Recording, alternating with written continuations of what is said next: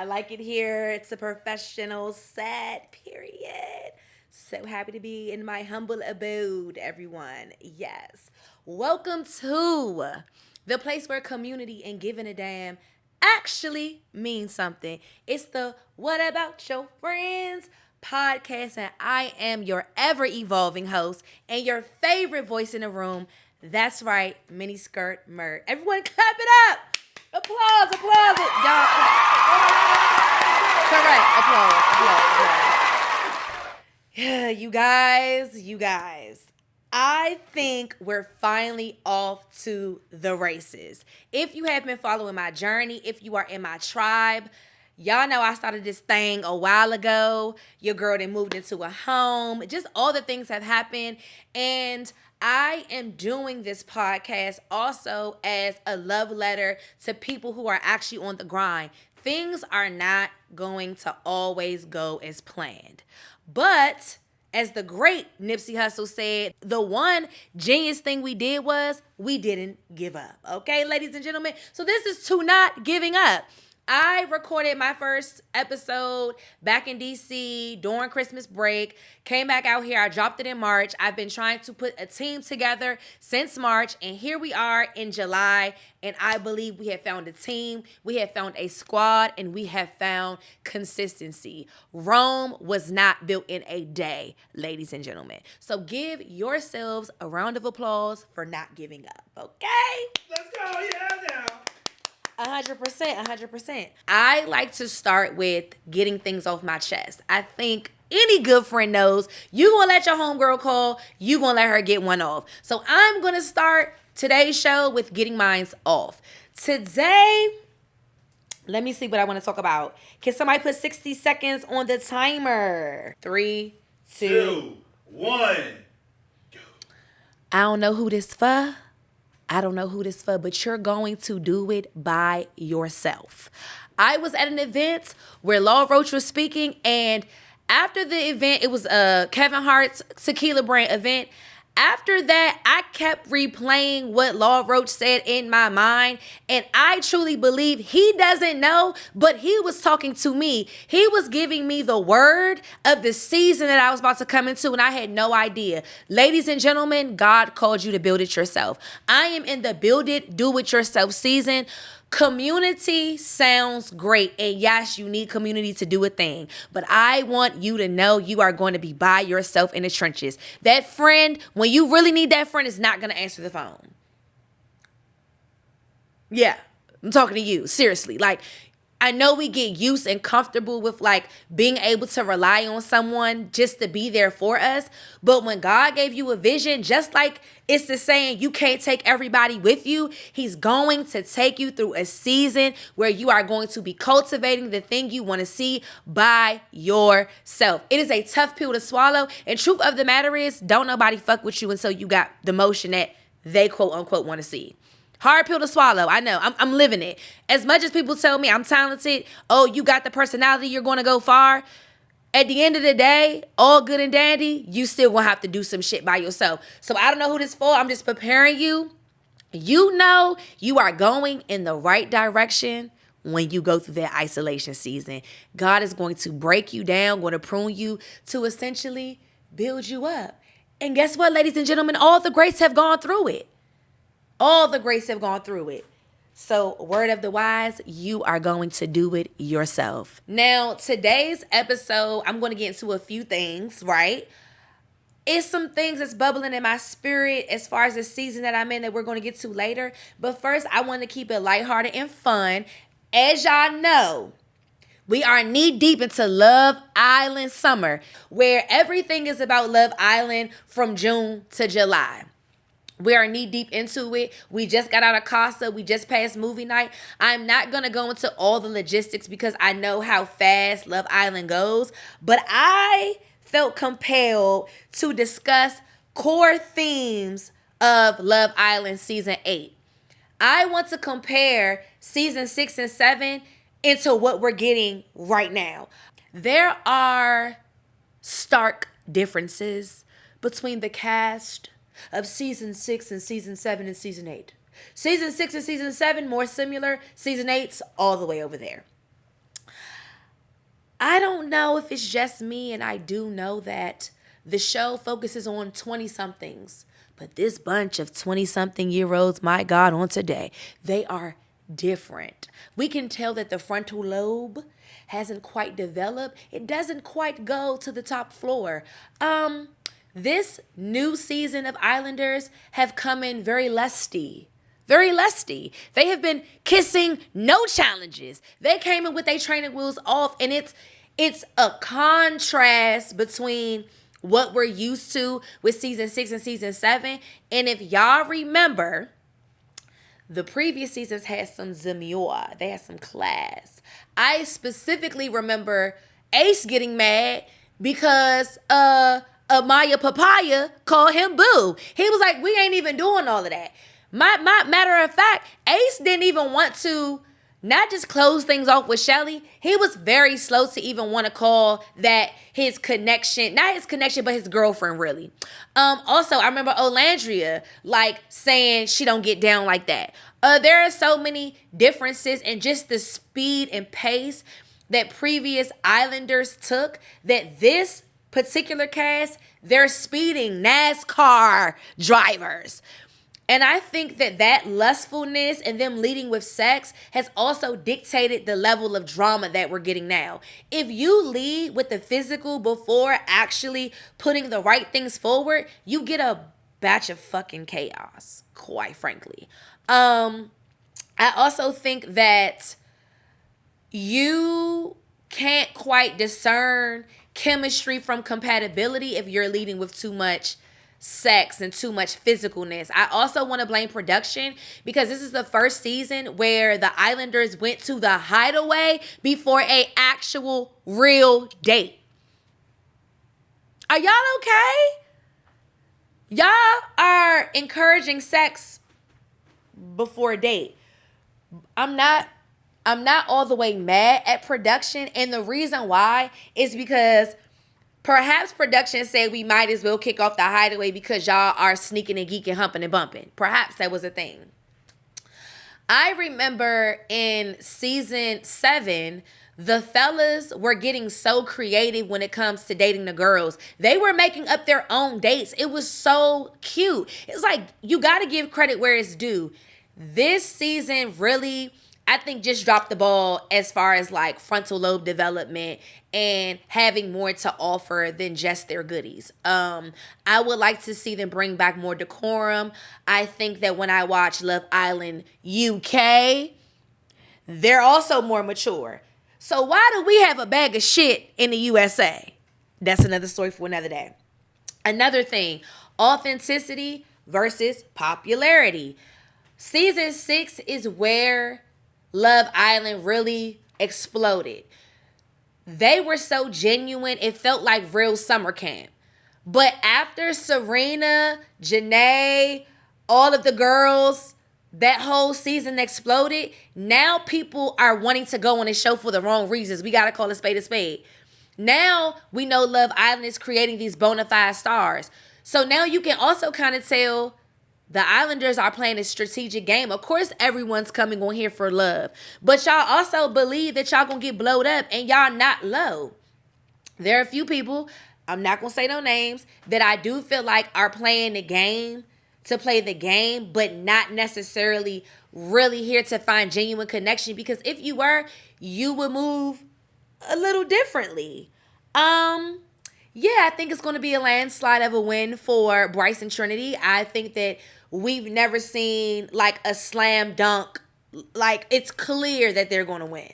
The outside audience knows that they're going to win. So early congratulations to Trinity and Bryce. Minnie's mic drop.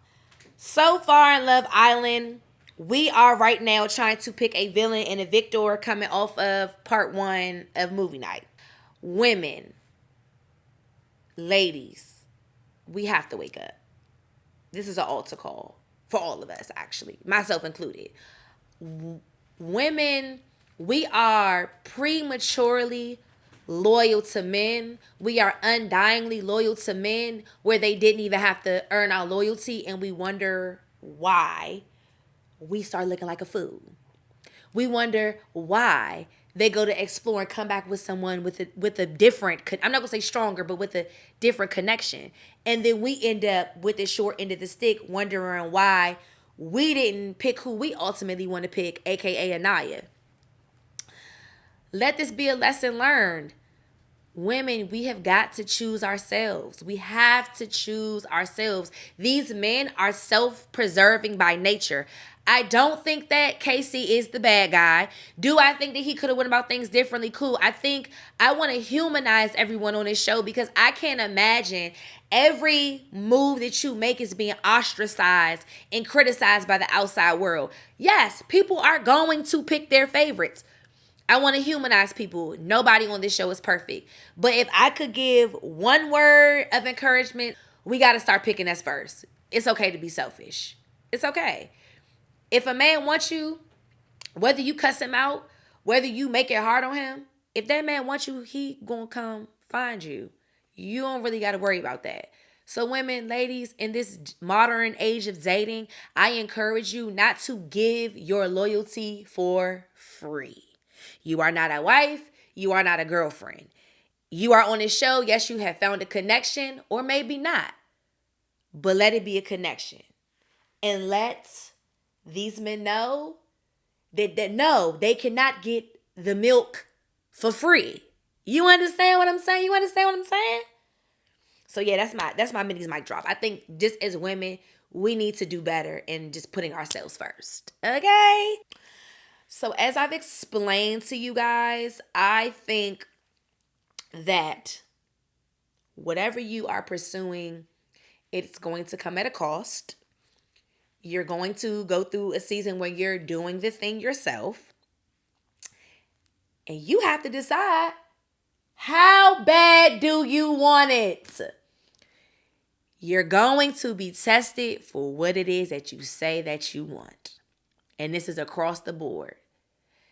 It doesn't matter if you're applying for a job. It doesn't matter if you're trying to make that marriage work. You have to decide how bad you want it and what you're willing to sacrifice and give to make it work. So with that said, I want to take a look into examining some of the greats. People who inspire us and people who we aspire to be like. I've often said to myself, girl, you have to fucking keep it real. You got to decide, am I really willing to do this? Am I really willing to go the extra mile? Am I going to sacrifice this? Am I going to deal with that? This life that I've decided in pursuing entertainment and pursuing just being a Black storyteller and like doing the thing, you have to decide how much of yourself you're going to give, how much of your values or not you willing to compromise or not. You know what I mean? So I just want to assure you that you are going to go through a healthy amount of rejection. You're going to be broken at the seams. Things are going to fall apart in the process and they're going to come together. And you really have to examine, is this the life that you say you really want? Because everything that glitz and glamour isn't gold. And a lot of times people discover, maybe this isn't what I wanted. Maybe God is pushing me in a different direction. And I think that's okay. So I think that you just have to examine and constantly ask yourself, how bad do you want it and what is your why? So here are some stories from the greats. First up, we have the one and the only Jennifer Lewis. I had the pleasure of running into Jennifer Lewis a couple of weeks ago. And I just want to say, like, our spirits like stop. Like I was walking out of a brunch spot in Studio City and I wasn't paying attention to like where I was going. I think I was picking up my bag doing something. But when I got up and I looked, her spirit and my spirit stopped and recognized each other. And we embraced each other. I told her my name and, you know, she told me I was beautiful and all the things. But it just was like, I poured into her. Like, I would just pray we work together one day. Or I think I might have even said we're going to work together one day. But I never let these moments when God shows me how good it can get, those small moments for me really plant something deep down in my spirit. Because I was by myself. I'm living my little life. And for me to run into the Jennifer Lewis, I definitely feel like that was God telling me, like, keep going, keep going. So, if you don't know her story, I'm going to share a little bit. Jennifer Lewis has openly shared that she's given up many times, emotionally throughout her life, but she's never allowed herself to quit pursuing her purpose. She's lived with bipolar disorder, battled addiction, endured homelessness early in her career, and later survived a near fatal fall while on vacation. Through it all, she distinguishes between giving up for a moment and walking away permanently. And I quote, "I have gave up many times in my life, but I didn't quit. You gotta be able to get in it to win it." My thing to the audience is there is a clear difference between quitting or giving up for the day and giving up on yourself. A lot of low moments come with this shit. A lot. I wake up some days and I question my very existence. But I will say, there's never been one moment in my journey when I thought about giving up on myself. And that's no shade, no tea. Like, I never moved to LA and was like, yeah, if something doesn't go my way, I'm going to give up. Never crossed my mind. But have I had some moments when I've like absolutely cried my eyes out and wondered, God, where are you in the midst of this thing? Like, absolutely. So I can totally relate to just the things that we go through in our personal life that people don't know about. And we have to push through, keep a smile on our face, and, pull ourselves up by our bootstraps. So shout out to the GOAT, the icon, Jennifer Lewis. Next, we have Cheryl Lee Ralph, another icon and great. And the reason why I chose her to highlight, I identify with Shirley Ralph a lot when it comes to rejection. I have gone through more than a healthy amount of rejection in my life. And I mean every which way. I remember being in high school and being held back from certain opportunities because people didn't like me. Obviously, there have been moments in my life when I didn't get the guy that I wanted. There have been moments in my life where I didn't get a role. Matter of fact, this is a great story. Dreamgirls. When I was in college at St. John's, I auditioned for the role of the replacement dream girl, and I didn't get the role. Not because I wasn't good enough. It really came down to I wasn't melanated. As we know, all the dream girls are beautiful, brown, and dark toned women. You see what I am. We don't need to go into detail about that. It was not about my talent or my vocals. Didn't get the part. But guess what God did? I showed up during winter break. I cheered for St. John's, and the girl who was supposed to play the role of the replacement dream girl did not show up. And guess who was there? Me. You guessed it. It was me. That opportunity ultimately became mine because I was persistent and I was there. So sometimes it's a matter of simply showing up for yourself. Showing up is half the battle. But like I said, I resonate with Shirley Ralph because she talks about the significant amount of rejection that she has endured in her career and that she's never given up. Shirley Ralph has spent decades being overlooked after starring in Dreamgirls. She's often talked about enduring rejection after rejection before finally experiencing a career renaissance in her 60s through Abbott Elementary. Rather than chasing validation, she stayed committed to her craft until the industry finally caught up. Delay doesn't mean denial. Let me hear it in the back, y'all. Delay doesn't mean denial. Hello? Sometimes God has greater plans, you guys. My question to the audience, would you wait until your 60s to break in your career? Very uncomfortable, but is it really what you love? I think about her and Coleman Domingo. Coleman Domingo often talks about working in the restaurant industry and the things that he went through as a starving artist, but he never once for 1 second thought that it wasn't gonna happen. He knew with his whole heart and his whole chest it was gonna happen. So that's what I empower you with. Delay does not mean denial. And last but not least, my favorite on this list, the Victoria Monet. Had to highlight my girl. I saw an interview of hers of them asking her about taking the steps, taking the elevator versus the steps. And she gave a beautiful analogy. She was like, if I'm on an expressway, I miss all the beautiful things that happen when you take the scenic route. So taking the scenic route means I'm allowed to really enjoy the process as the thing develops. And I thought that was beautiful. Oftentimes, I tell people, we got to learn how to enjoy the now, because the now won't be where we are later.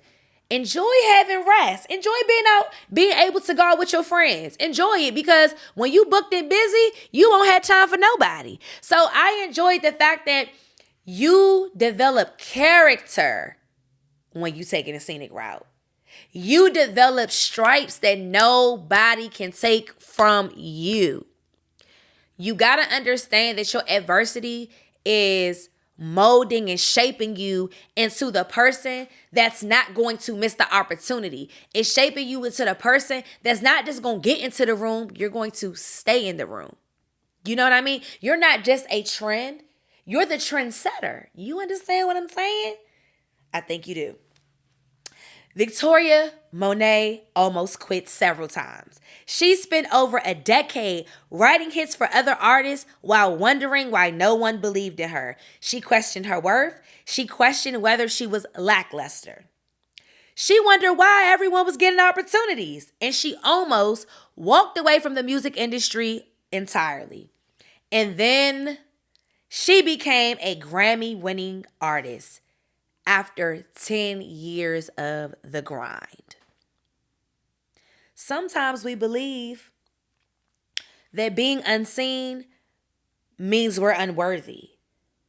So the reason I can walk with my head held high into certain rooms and certain spaces is because no matter how I feel about myself, I try to show up as God sees me. And I know that He's cultivating me for something bigger. Every creative has had those moments of feeling like they're unworthy or lackluster or not talented enough. I think the test of really being that girl is doing it anyway. Do it scared. Build that muscle up. Build up the courage to just be who God called you to be in your full authenticity. Be free in who God called you to be. Shout out to Scott Evans, my boy.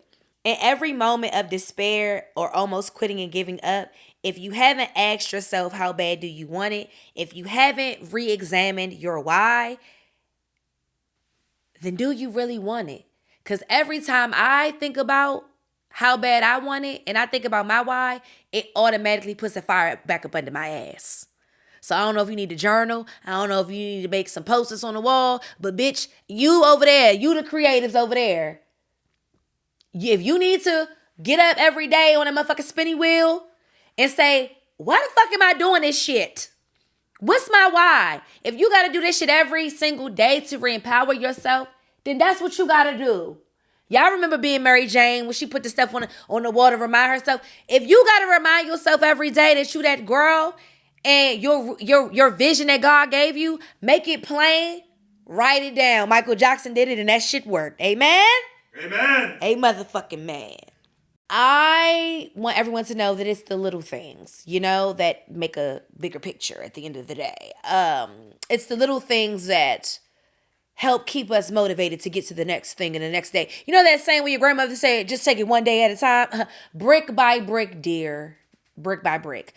We oftentimes overthink and overwhelm ourselves with the forecast of next week when we should just worry about how the weather is today. I say that to say, I don't know who this is for. I don't know who this is for. Take it one day at a time, mama. One day at a time. Right now, currently, I'm trying to build up my TikTok engagement with my Yapathon sessions. And I've gone from not posting at all to posting a video a day. I think that's an accomplishment. There we go. I think that's an accomplishment. Now, Kev on stage said you got to get to posting 5 videos a day without cease. Baby girl still got a 9-to-5 job. So we working on that. Oh my God. But I'm giving myself a pat on the back because that's improvement. Improvement. We're not striving for perfection. We are striving for improvement. So now that I know I can get out a video a day, now I can work on like editing my content in bulk. I think I record all the time. I have enough content to fucking post from now till next May. But now it's like, let's get on a cycle of maximizing my time. So now it's more about how can I get organized enough to post 5 times a day.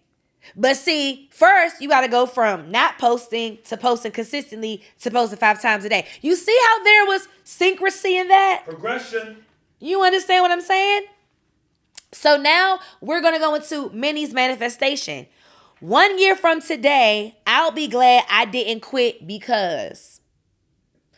Rhetorical, I'm going to let everyone listening to the show. This is the part where I want you to be in your car. You driving in your car. And you like, damn, 1 year from today, I'm glad I didn't quit because. So find your why, y'all. I'm going to give y'all a second. You know, like when you in church and they say, everybody say the prayer, you pray to yourself. Right now, this is your time to rock out. You in the car talking to yourself. Why are you going to be happy 1 year from today that you didn't quit?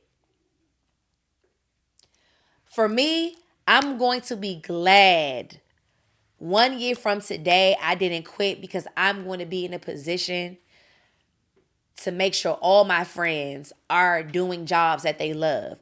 I believe 1 year from today, I'll be in a position to employ my friends and my family. I believe 1 year from today, Minnie on the mic is going to be a thing. Black Cinderella is going to be hot. What About Your Frans is going to be a thing. I'm going to have so many brands up under this motherfucking umbrella. You get a job, you get a job, you get a job. I'm pouring seed into people left and right so that people can find their own vision and understand through seeing me do it in real time that they can do it too. I'm going to be glad 1 year from today I didn't quit because it's going to be another little girl coming up from the DMV, scared to leave her home. And God's going to say, just do the thing. I got your back. I'm your wings to fly, baby girl. And she's going to look at me and say, wow, Minnie did it, so can I. That's why I'm going to be glad 1 year from today, I didn't motherfucking quit. Period. I ate that up. I think I ate that up. This is a good one, you guys. The topic for today is quitting would be easier. If you haven't guessed it by now, I've been hinting to a lot of like career adversity and trying to achieve the thing. And I was watching a sermon from Pastor Mike Jr. at Rock City. Shout out to him. And his sermon was about like quitting would be easier. And I dead ass feel like I'm in a point in my career where it's like, I could just climb the corporate ladder at TV1. I could just go be a director and just work on the production side of, you know, music videos and storytelling, all the things. I could do that. I could. That may be easier. But I've really come too motherfucking far. I really have. Like, so at this point, quitting would be easier, but also quitting is not an option. So we're just going to talk about some things that kind of come to mind for me.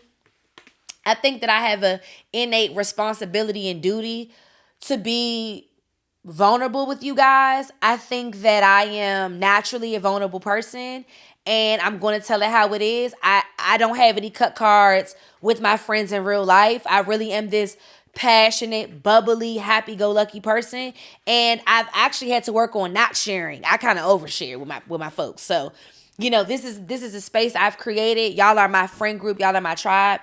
And so I just feel like it's my duty to be like super duper transparent about where I am so that someone knows that you are not alone.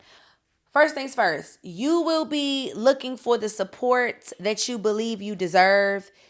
People are going to let you down. I think one of the bigger things I've had to tell myself is you cannot expect you and other people. You got to be who God created you to be, and you have to create boundaries about not letting people play with you. But I know for me, like, I will go above and beyond for my friends, and I would like almost take a bullet for them. Some of them I actually will take a bullet for. But everyone is not going to go beyond and above in a fashion that I would. And I feel like in the past that would hurt my feelings because it's like, damn, I know I would do it for you, but you have to learn to not only not take things personal, but you really can't expect you from you. I mean, you can't expect you from other people. Oh, I think I've been going through a quiet season. Again, transparency. Moved to LA. I have been freelancing and working, but that relationship had an expiration date on it. The point that I'm making is the rejection that I experienced in that was ultimately God pushing me out and saying that just like I told Noah to build that ark, I told you to go build the thing too. So that rejection was the catalyst that forced me to birth Black Media Cinderella. And in that, I'm aiming, and the vision is to become a media conglomerate. The opportunities for me have been quiet. I have been creating my own opportunities. I hustled to get myself BET Awards weekend, credentials, and I'm out here creating street content. No big brands are banging at my door. I'm friends with anybody you could think of that are in these spaces. I'm not even going to say friends. I'm connected to, I'm peers with, I've worked with.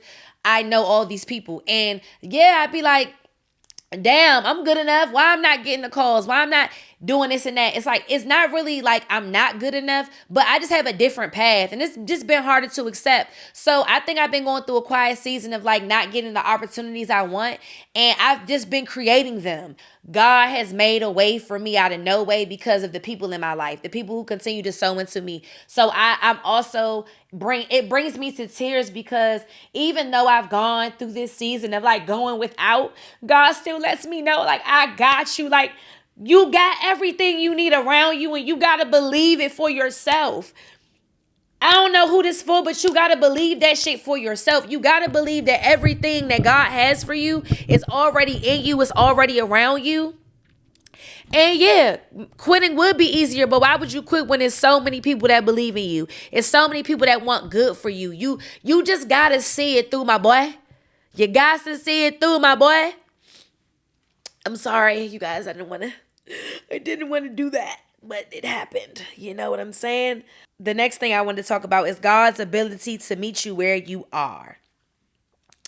You've got to get out of your own way.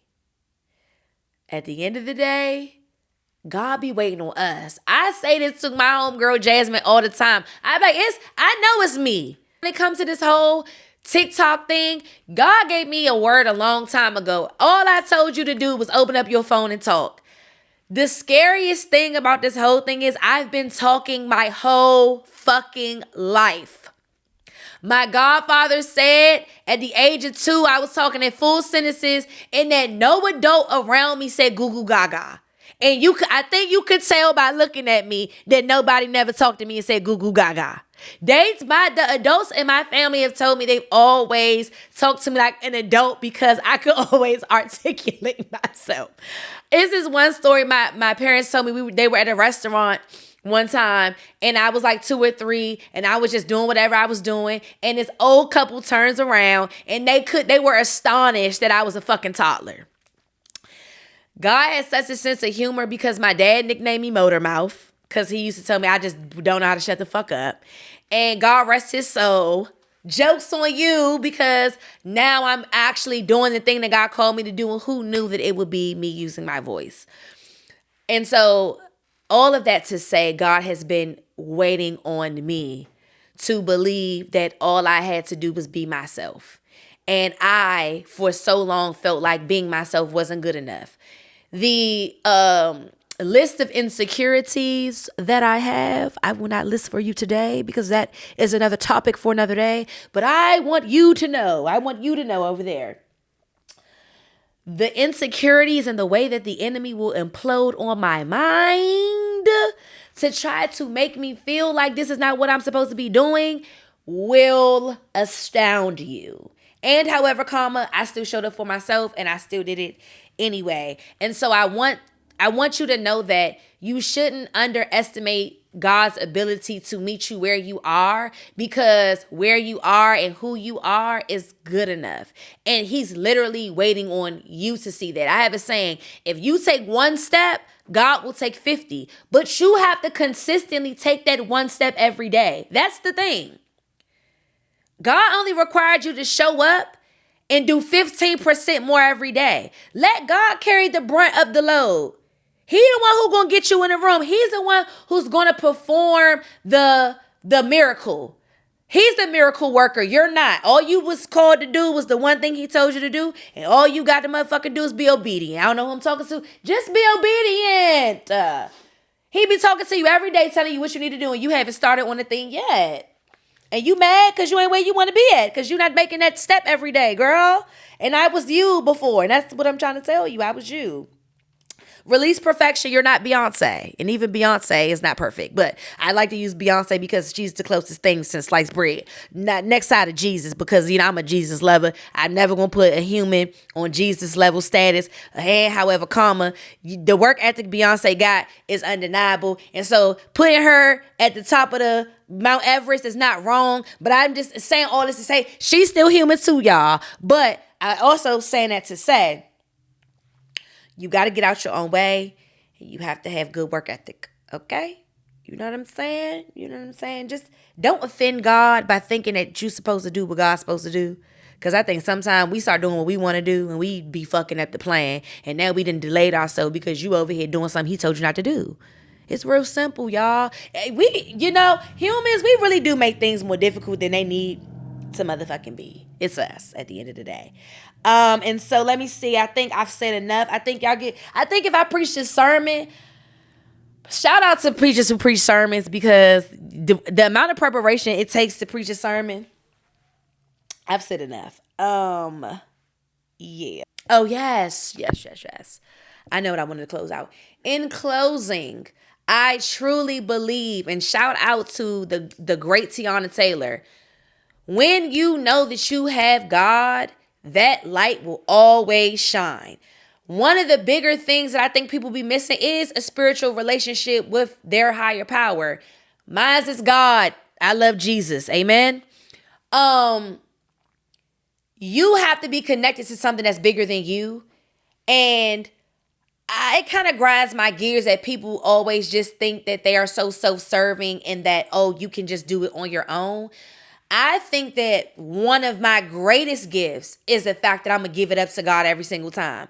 I think that because I know how divinely connected I am to the Father and the Son, no weapon formed against me shall prosper. So yeah, I go through these moments of not feeling good enough for all these things, but it's easier for me to just keep pushing through and keep radiating God's light, because I know if I'm doing work for the kingdom, it's going to stick. I don't got to throw a million darts at the wall. So my encouragement to anyone who's struggling right now, really dig deep into that relationship with God. Journal, read your Bible, be a good person, lead with love, lead with the right things. Let the main thing be the main thing, and just limit the distractions. Don't be around people who corrupt good moral character. Don't be around people who don't pour into your dreams. Don't be around people who it takes to be a good friend. It takes being a good friend to have good friends. Don't be around people who showing up 50 and you showing up with 100. You know what I mean? Exactly. You know what I mean? Holla if you hear me. Exactly.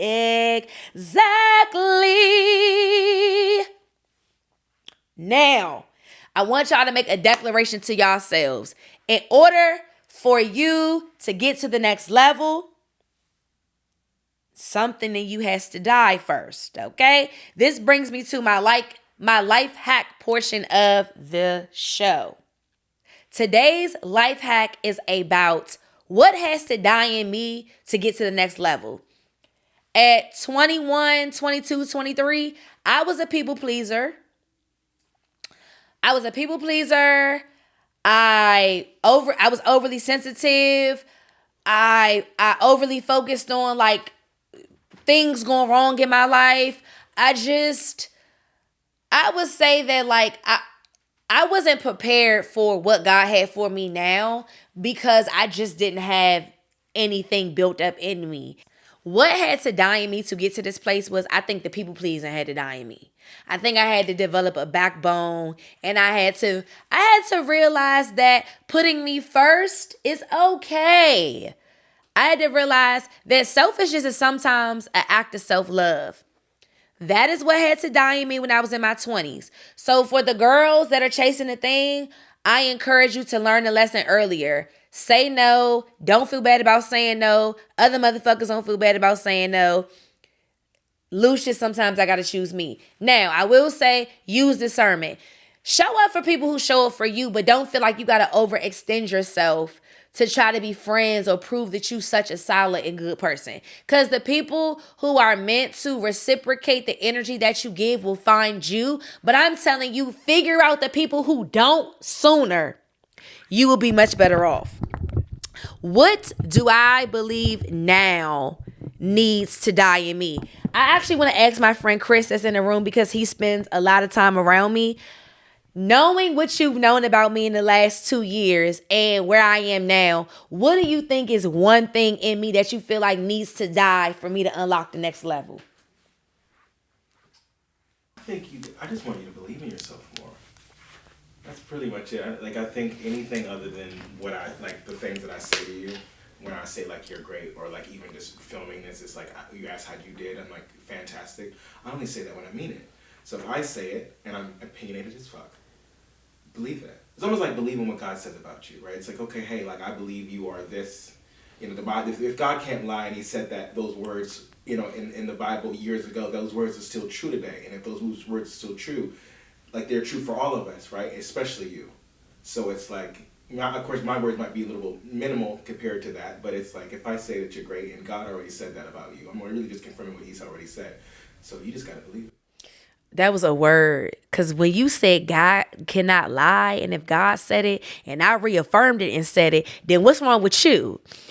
I received that. Trey, in the short time that you've been around me, that you've known me, what do you feel like needs to die in me for me to unlock that next level?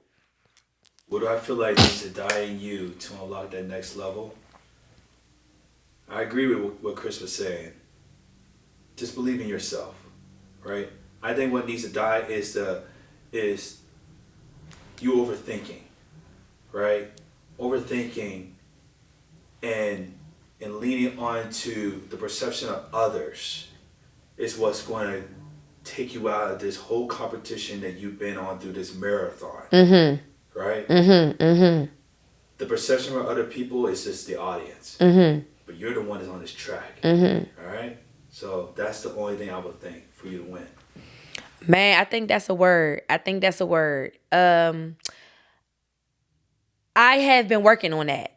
I have. I think that if I had to give myself a grade, I'm at a 75, which is a C, so I'm passing, but I'm not quite there, which is, it rings true because I wake up sometimes now, I wake up sometimes now and I'm like, damn, I believe it. I absolutely believe it.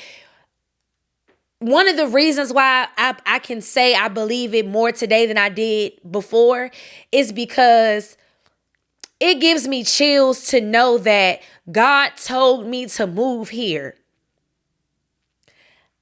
Like, His voice was so clear. He told me to move to LA.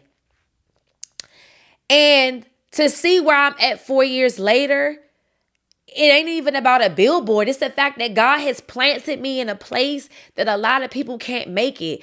I really have community. I really am in actor circles. I'm really in the media girly circle. I'm really out here like touching the people, doing the thing that I've dreamt about my whole life in real time. And God has been sustaining me the whole time. So it's like, why are you second guessing that? And I'm like, damn, He really has planted me. I went through not having a job for a while, different friendship fallouts, being isolated by myself. Anything that you could think of outside of being homeless and having to sell drugs or pop coochie full something, I ain't had to do none of that.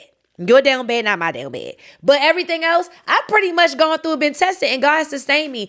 And so the bigger piece is like, you in these rooms, and I know God called me to more, and so I do believe that everything that God has been saying about me and that God has been using my friends to affirm in me is true.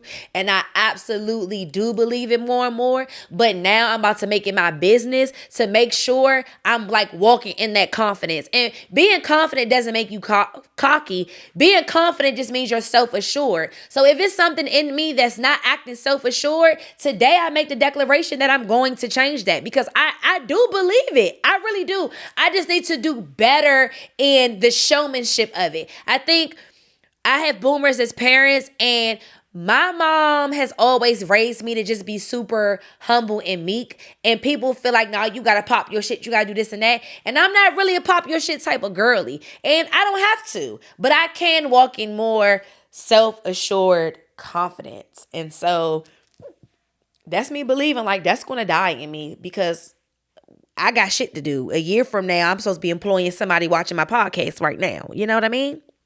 So I received that. I think that was, excuse me. I think that was a beautiful life hack. And I think that that's a beautiful place to kind of close things off and wind things down. Friends and community. If there's one thing I hope somebody took away from this episode, is that we are all going through the same thing in different fonts and different versions. There's somebody out here that wants to be a neuroscientist. There's somebody out here that's studying to be a marine biologist. There's a girl out here being the first American to row from California to Hawaii. She like on day 25 or something. You know what I mean? In our respective fields, we are all in a place where we're constantly trying to figure it out, where we're constantly showing up a little bit more every day. And so my encouragement is just to know that you're not alone. You're not alone. You got a friend in me. Feel free to email me at mini.tweet@gmail.com if there's a testimony, if there is something you want to share, if there's advice that you need as you are trying to advance into your creative journey, or whatever the thing may be. If there's something that God put on your spirit that you want to say, email me, okay? And please follow and subscribe at What About Your Frans on Instagram. Miniskirt does many things on YouTube. Getting my Patreon up and going. I'm still looking to build my team. I have a beautiful team right now, but I'm still looking for people who want to create and be the thing that God told them that we need to have in the space. Like, create and do the thing that we don't have right now. So I'm always looking for people. And follow me, Miniskirt Myrt, on everything. And look out for my Patreon episodes to come. And I'm so grateful and thankful to be in a space where you guys are watching me build the thing in real time. And so, you know, without further ado, fuck with me. Fuck with me. Fuck with me. It's your girl, Miniskirt Myrt, your favorite voice in the room, checking out. Till next time, I love you guys. Peace.